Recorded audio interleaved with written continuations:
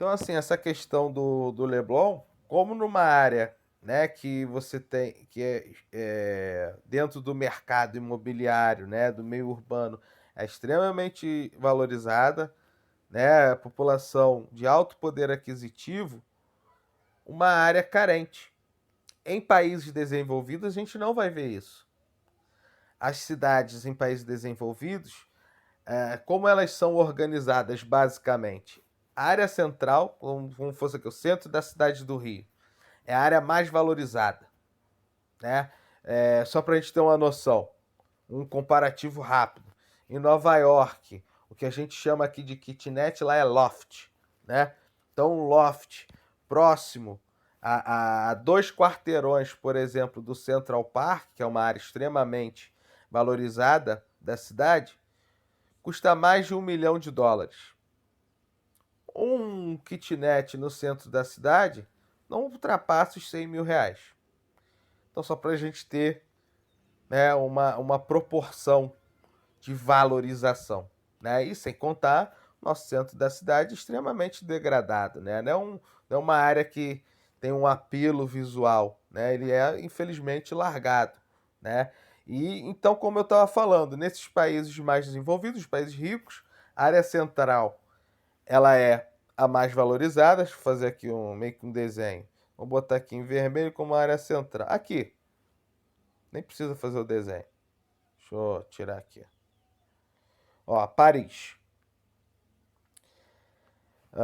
O desenho é amarelo, ele pega toda a cidade de Paris, tá? Então, digamos que esse ponto vermelho que eu vou fazer aqui seja a área central, esses pontinhos vermelhos. Pá, pá, pá. Isso é a área central de Paris. Essa é a área mais valorizada. A partir do momento que você se afasta, há uma queda na valorização dessas áreas. Então, consequentemente, o que, que eles fazem? É uma forma de segregar, de separar? É. Né? A área central ou periféricas próximo ao centro das cidades em países desenvolvidos compreende, né, ou concentra a população mais rica, e quanto mais afastado dessa área central, as populações mais pobres. Tá ok? É dessa forma, né, também é claro que aqui de uma maneira básica, né, você tem diferentes planejamentos urbanos, né, você vai ter uma urbanização boulevard, né, que é francesa, que é dentro das cidades a construção de avenidas largas com grandes calçadões, né, com paisagismo, com plantas. Tem o urbanismo inglês, né, em que você pensa também na organização da cidade, casas, né, basicamente padronizadas, né, com bairros com pequenas áreas verdes públicas, por exemplo. Tá? Então, assim, os europeus passaram, os árabes, eles apresentam também uma forma de urbanização, né? Mas países do continente, né? E aí estou falando de urbanização moderna. Países do continente africano, principalmente, né? Sul-americano, sudeste asiático, não existe essa organização, né? Esse planejamento urbano. Então as cidades crescem de forma desordenada, né? E acabam acumulando uma série de problemas. Tanto que mais à frente a gente vai falar disso, as megacidades, que são mais de 10 milhões de habitantes, hoje a maioria são de países em desenvolvimento, tem algumas em países de países desenvolvidos, e a partir de 2030, as 10 maiores megacidades do mundo serão especificamente de países em desenvolvimento, de países mais pobres, tá? Dentro da urbanização, a gente tem a metropolização, nada mais é, né, do que uma área. Então, a metropolização, a área em amarelo, eita, amarelo não dá, né? Essa área circulada em amarelo é a cidade de Paris, a capital. Ao redor, a gente está vendo uma grande mancha urbana, né, de área construída. Então, Paris é a cidade central e no seu entorno nós temos diversas cidades periféricas que acabam se utilizando dos serviços dessa área central. Então, como aqui no Rio de Janeiro, né? Nós moramos na capital, moramos na metrópole. A nossa região metropolitana compreende basicamente as cidades da Baixada, né? Niterói, São Gonçalo. E a gente tem, né, por exemplo, oh, caraca, tá horrível hoje, tô igual o Cebolinha. Um grande fluxo de trabalhadores que saem da Baixada Fluminense para trabalhar no Rio de Janeiro, né? Então você tem a população da Baixada Fluminense buscando, né, emprego, busca muitas das vezes educação, né, saúde dentro da cidade central, dentro, no nosso caso, né, do Rio de Janeiro. Então, quando a gente fala da região metropolitana do Rio de Janeiro, a gente pode escutar, às vezes, alguns anúncios. Ah, atendemos no Rio e Grande Rio. O que ele está querendo dizer? Ele atende toda a região metropolitana. O Rio, a capital, Grande Rio, as cidades que compõem essa região metropolitana. Tá ok? Seguindo na 649, o modo de vida urbano, tá? A gente, ao longo aí já da matéria, a gente já veio falando, tá?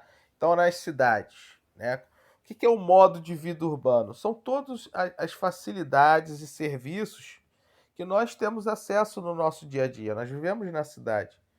Temos sistema de transporte, o comércio do mais variado, né? De grande diversidade. Temos acesso a novas tecnologias, o serviço de internet, né? Tudo isso compõe o meio urbano e são fatores que atraem a população. O que vem, e desde a Revolução Industrial, então desde meados do século XVIII até o final do século XX, as cidades ou as áreas, né, os espaços urbanos, as cidades dos espaços urbanos, se tornaram áreas de extrema atração populacional. Só que, a partir do século XXI, a indústria, né, passa por uma segunda fase, né, do processo de desconcentração industrial e passa a instalar, né, retirar as suas indústrias das grandes cidades, do espaço urbano, e levar para cidades de médio e pequeno porte do espaço rural. E aí, a partir dessa movimentação, a gente começa a ver o crescimento de áreas urbanizadas no espaço rural, né? Vou dar um exemplo aqui no Rio de Janeiro, no Brasil, né? A cidade de Campinas, cidade de Ribeirão Preto, sempre estiveram relacionadas com a atividade agropecuária. Então eram, né, tidas como cidades rurais, cidades do campo. E desde o início do século XXI, com a introdução da indústria, né, na agropecuária e posteriormente também a chegada de outras atividades industriais nessas cidades, a cidade foi se desenvolvendo, crescendo e se tornaram regiões metropolitanas do interior.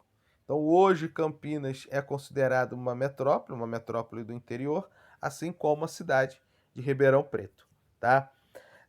Um outro fator importante da urbanização, né, que se deve falar, a população mundial, ela passa a ser considerada urbana a partir da década de 70 do século XX, tá? E coincidentemente foi também quando o Brasil se torna urbano, né? Quando a maior parte da nossa população se concentra, né, nas áreas urbanizadas ou nas cidades do espaço urbano, tá?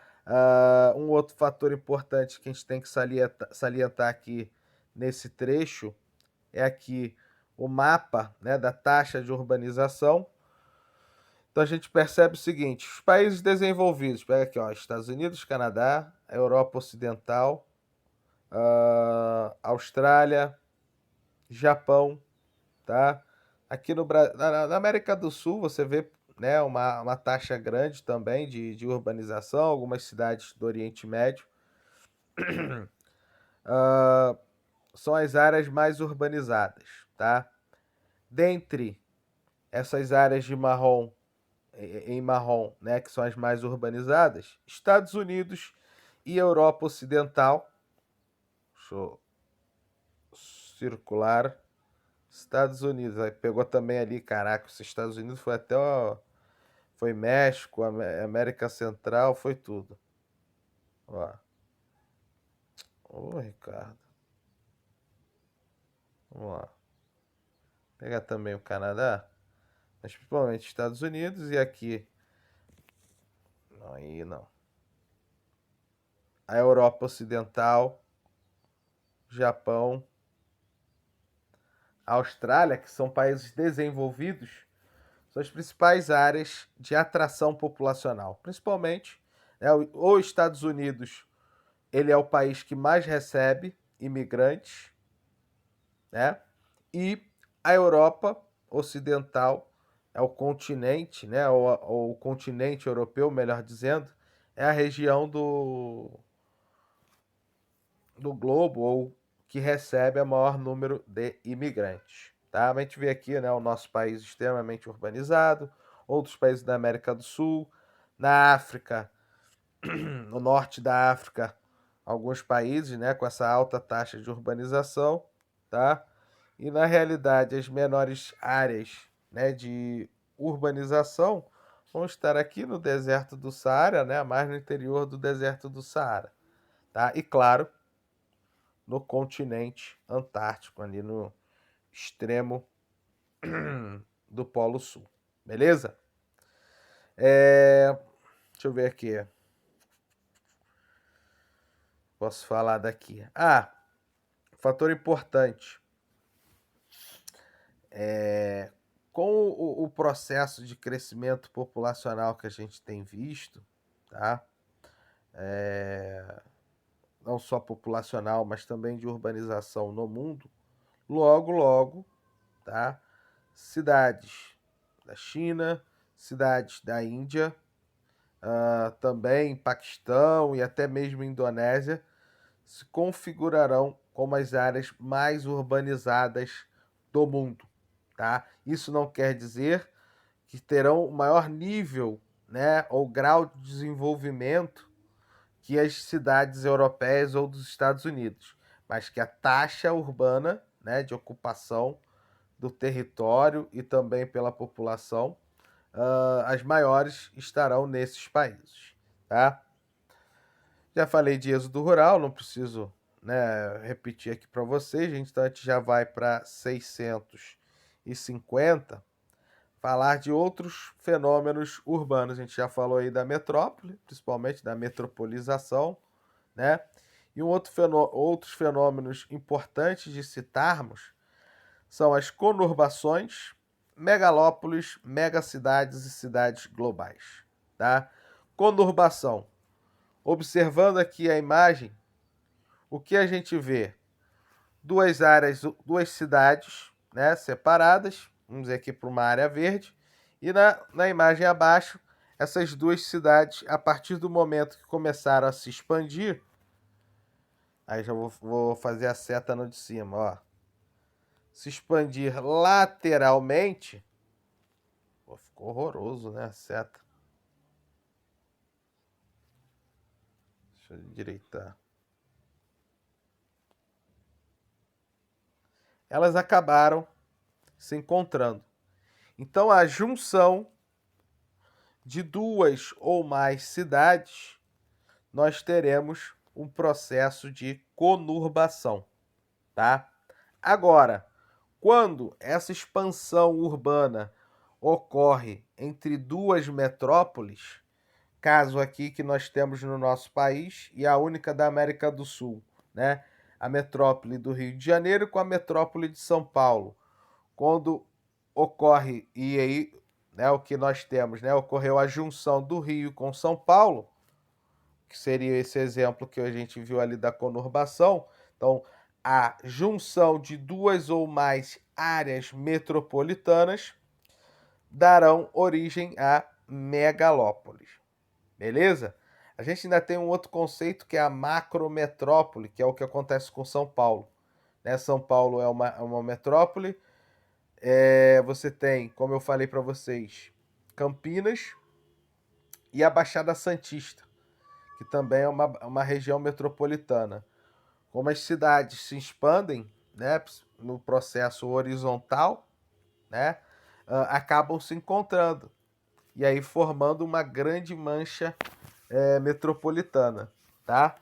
Então, só para não ficar confuso, megalópole são duas ou mais metrópoles, tá? De cidades em regiões diferentes ou até mesmo em países diferentes, como a gente vê na Europa, tá?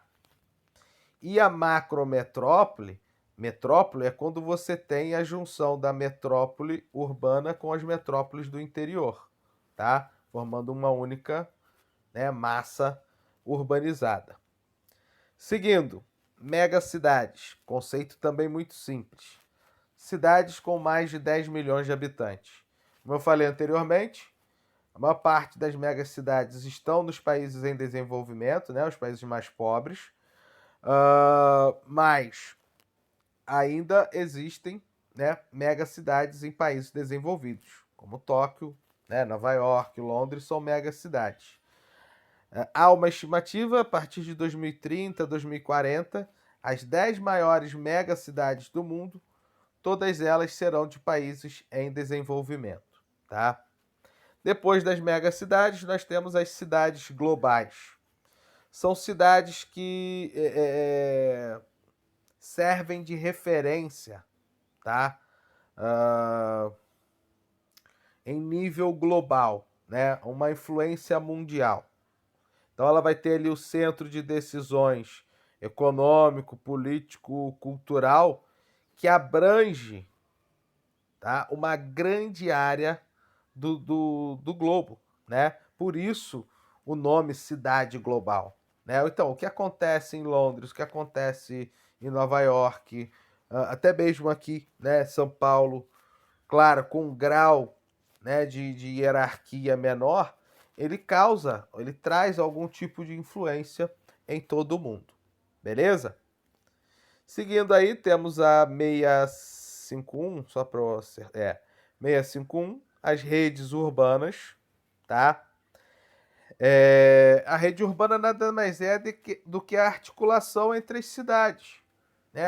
Formas como as cidades estão interligadas. Pode ser por meio de vias de transporte, telecomunicações, né? Através Caraca, fugiu a palavra. Relações comerciais, tá? E aí dentro da rede urbana, a gente vai observar a hierarquia das cidades, né? O que seria? Cidades com um grau maior de importância, tá? Antigamente, essa hierarquia, você tinha como se fosse etapas. As vilas estavam subordinadas a centros regionais, os centros regionais a capitais regionais, as capitais regionais subordinadas às capitais nacionais e as capitais nacionais à metrópole nacional ou metrópole global, se o país, né, apresentasse. Nosso caso existe, né, que é São Paulo e Rio de Janeiro. Hoje, não existe mais esse entrave. Por quê? Os meios de comunicação, né, as vias em que se pode, em que são produzidas essas ligações no mundo, acabam destruindo essas barreiras, né? A gente tem que pensar que lá há 40, 50 anos atrás, vamos pegar pelo lado político, o prefeito de uma cidade no interior do Rio de Janeiro, né, a mais de 500 quilômetros da capital, ele não tinha um fácil acesso ao governador do estado. Muitas das vezes ele se reportava ao prefeito de uma cidade de porte médio do interior para que esse chegasse até o governador. Hoje isso não é mais necessário, principalmente com a internet, com o desenvolvimento das telecomunicações, há uma facilidade para a troca. Né? E isso eu estou falando no nível político, a gente vai falar no nível comercial, financeiro, né, cultural, que está muito fácil de ocorrer. E aqui ó, na imagem, antes de a gente pular para os problemas urbanos, a gente observar o seguinte: as redes urbanas em países desenvolvidos são muito mais intensas do que em países mais pobres. Aqui, ó, em cima nós temos os Estados Unidos e aqui o Brasil. No Brasil a gente pode perceber, é mais concentrado aqui no Sudeste, né? Aqui, ó, Europa Ocidental, como é bastante intensa, né? Essa rede urbana, diminuir aqui um pouquinho.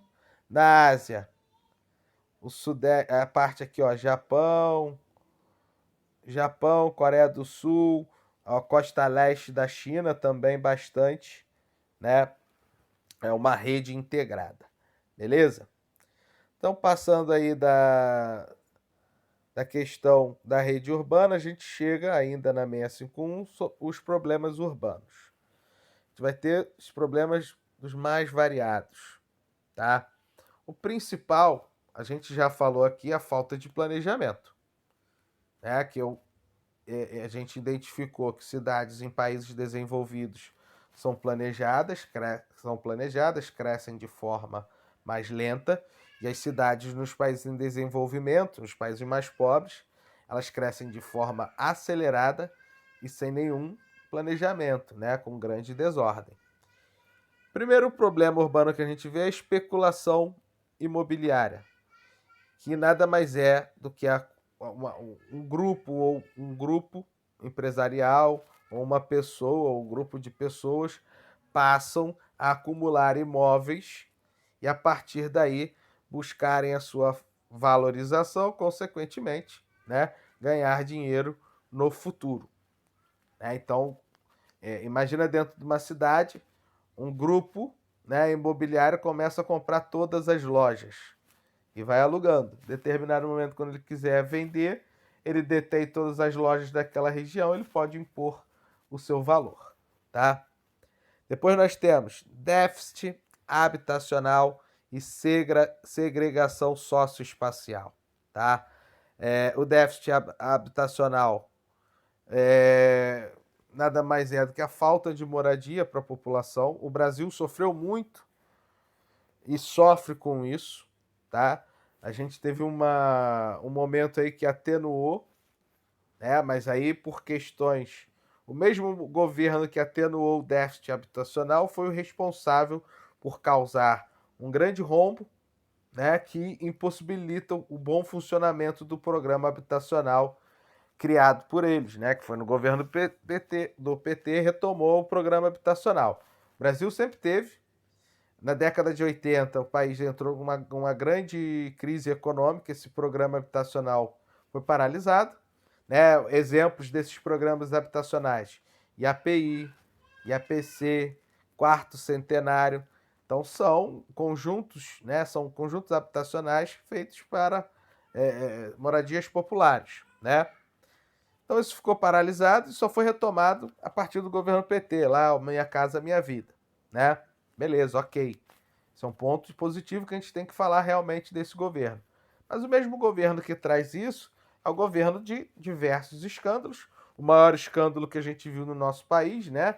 O último, além do mensalão, durante o governo Lula, a gente descobre ainda a Lava Jato, que vem desde também do governo Lula, né? Todas as falcatruas.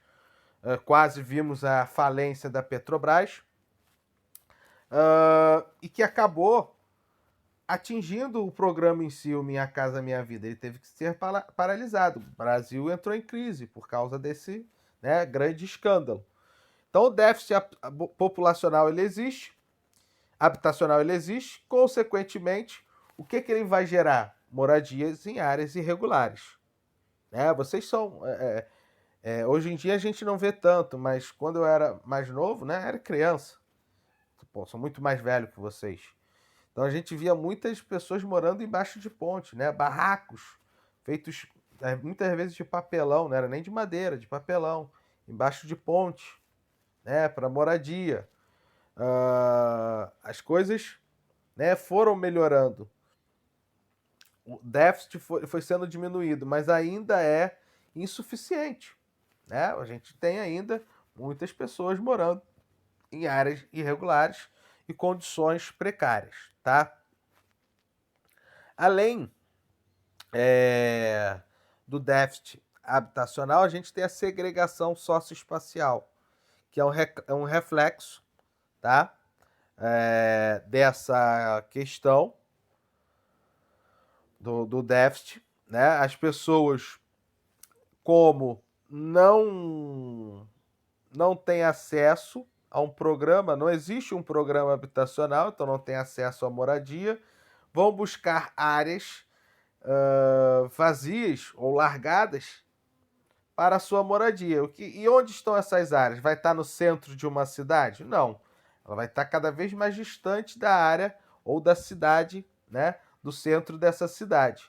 Então você acaba expulsando a população mais pobre da área central. Então você separa, né? Você segrega espacialmente. Então sai, né? Tira essa população da área central e leva ela para as periferias cada vez mais distantes, né, do centro da sua cidade. Tá ok? E aí, é claro, quanto mais distante do centro da cidade, mais precária a condição de moradia, né, dessas regiões. Falta de saneamento básico está diretamente ligado ao crescimento acelerado, né, das cidades, conforme cresce com novas moradias, principalmente em áreas irregulares, sem ligações legais, né, de esgoto. As pessoas também têm que, né, mandar esse esgoto para algum lugar. Crescem os números de ligações irregulares de esgoto, consequentemente, né, a poluição de rios, córregos dentro das cidades, né, e no nosso caso também da Baía de Guanabara. Deficiência de modalidade urbana, né, tá ligado à questão do planejamento urbano também, né, a formação ou criação das ruas, né, o planejamento de criação ou expansão de ruas para 2, 3, 4 pistas, né? Passa também essa deficiência da mobilidade urbana pela deficiência dos sistemas de transporte, né, precários. Na nossa cidade a gente tem vários exemplos: trem, metrô, barca, ônibus, todos esses apresentam deficiências muito importantes, tá? Um outro problema, a gentrificação. Basicamente, você começa a alterar a realidade de uma área, né? Claro, você pega uma área degradada, onde a maior parte da população é baixa renda, né? E a partir de um determinado momento, você começa a valorizar essa área, faz uma série de obras de valorização. Consequentemente, o custo de vida dessa área também se eleva e acaba ocasionando, né, da saída dessa população de baixa renda dessas áreas. A gente tem um exemplo muito claro disso, que ocorreu aqui no Rio de Janeiro, né, durante um processo anterior à Olimpíada, né? Já lá em 2007, quando teve o Pan-Americano, a área onde antes existia o autódromo de Jacarepaguá, surgiu ali dois grandes condomínios, né, de classe média alta, né, Rio 2 e, caraca, Cidade Jardim. Com as Olimpíadas, e ali ainda era Jacarepaguá, né? A partir das Olimpíadas, o autódromo de Jacarepaguá foi destruído. No lugar do autódromo, que foi construído o Parque Olímpico. Parque Olímpico de Jacarepaguá? Não. Parque Olímpico da Barra, né? E as margens da lagoa, ali próximo, onde hoje é o Parque Olímpico, né? Canais que cortam ali a região, você tinha ali moradores de baixa renda. Foram literalmente expulsos, para a obra das Olimpíadas, para a construção do Parque Olímpico. E após a saída, né, dessas populações, surgiram uma série de condomínios, né, dentro dessa região. Hoje eu posso afirmar para vocês que a gente tem pelo menos mais de 20 condomínios de classe média alta nessa área, que antes era Jacarepaguá, mais especificamente Curicica, e hoje se tornou a Barra Olímpica. Beleza? Um exemplo claro dessa gentrificação. Por último aí temos a macrocefalia urbana. Quando uma área, né, uma mancha urbana, ela se expande de forma muito acelerada e descontrolada. Né? Você tem ali uma grande concentração populacional. Então você vê aqui pela imagem da área de Buenos Aires, está dentro de uma rede urbana. Olha a claridade, né? A quantidade, né, de pessoas que está ali concentrada nessa pequena área, né, ou mancha urbana da Argentina. Beleza, galera? Fechamos aqui. E aí vocês façam os exercícios aí do livro, tá? E também do SAI, tá? Do site do SAI. Qualquer coisa é só me chamar que eu tô lá no Classroom. Um abraço a todos. Valeu!